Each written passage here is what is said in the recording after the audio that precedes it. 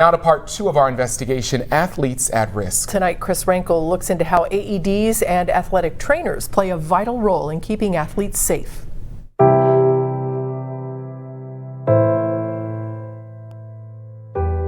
It was a Saturday afternoon in mid-May, one of our last home games, and we're playing Centerville High School. Craig Lindsey remembers everything about that day 3 years ago. It was another day like any other game where I was just, I was into the game and I was watching my guys and helping them when they came off the field, and then we had the Centerville kid that they got hit in the chest with the lacrosse ball.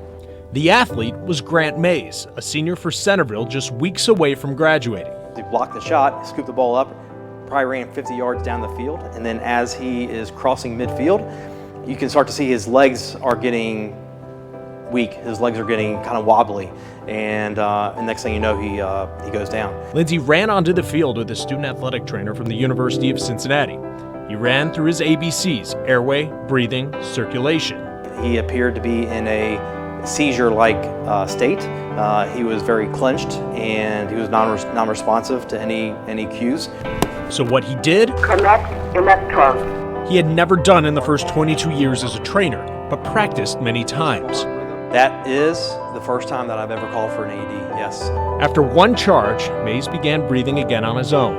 They always say, train for and expect the unexpected. Honestly, it never, 15, 20 years into my vocation, I never knew or thought it would happen to me, or that it would be presented to me where I had to take action. Thanks to Lindsey's quick actions, Mays celebrated his 21st birthday last summer. Just like AEDs can save lives, experts say so can athletic trainers.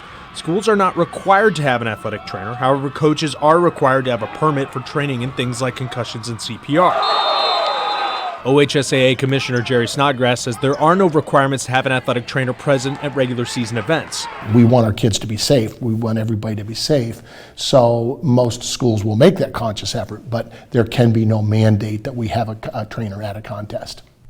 Call for help now. But it wasn't long ago that AEDs were not required by schools, but an Ohio law passed in 2004 helped shed light on their importance. The law says a school may require the placement of an automated external defibrillator, or AED, and that all persons employed by a school district shall receive training in the use of an AED. I think it's a standard of prevention. I think, that's necessary. Mike Gordon is the president of the Greater Cincinnati Athletic Trainers Association. AEDs are now a standard of care, that if an athletic trainer or if a medical site doesn't have an AED, there's significant liability there.